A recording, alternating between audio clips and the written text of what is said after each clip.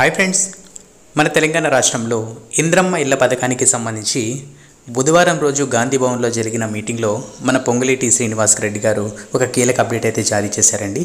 So దీనికి సంబంధించిన పూర్తి వివరాలు మనము ఈ వీడియోలో తెలుసుకుందాము.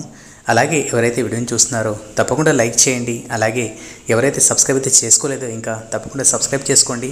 ఎందుకంటే మనకు ఇంద్రమ్మ ఇళ్ళకు సంబంధించి డబుల్ బెడ్రూమ్కి సంబంధించి ఎలాంటి ఇన్ఫర్మేషన్ వచ్చినా కూడా మీకు తెలియజేయడానికి నాకు వీలుగా ఉంటుంది. ఇంకా మనం అప్డేట్ అయితే చూద్దాం.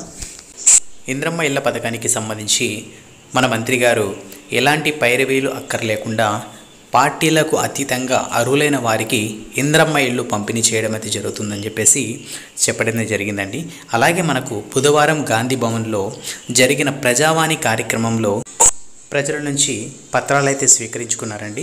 అంతేకాకుండా ఆయన ఏమన్నారంటే, ధరణిని అడ్డం పెట్టుకొని గత పాలకులు అనేక అవకతవకలు పాల్పడ్డారని ఆరోపించారు.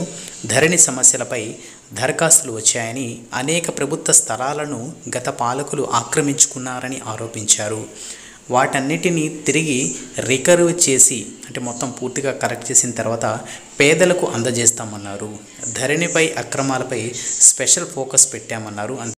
అర్హులందరికీ తప్పకుండా ఇంద్రమ్మ ఇళ్ళకు సంబంధించి మంజూరు చేస్తామని చెప్పేసి కూడా అప్డేట్ ద్వారా తెలుపుతున్నారండి. అలాగే మనకు దీనికి సంబంధించి త్వరలో ఒక లేటెస్ట్ అప్డేట్ వచ్చే అవకాశం అయితే ఉంటుంది. ఎందుకంటే మనకు ఆల్మోస్ట్ ఈ మంత్ కూడా స్టార్ట్ అయిపోయింది. ఆల్మోస్ట్ 10 రోజుల పైన అయిపోయింది.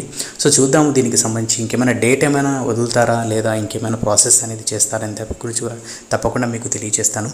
అలాగే వీడియోని లైక్ చేసి మన ఛానల్ని సబ్స్క్రైబ్ చేసుకోండి. నెక్స్ట్ వీడియోలో మళ్ళీ కలుద్దాం. అంతవరకు కీప్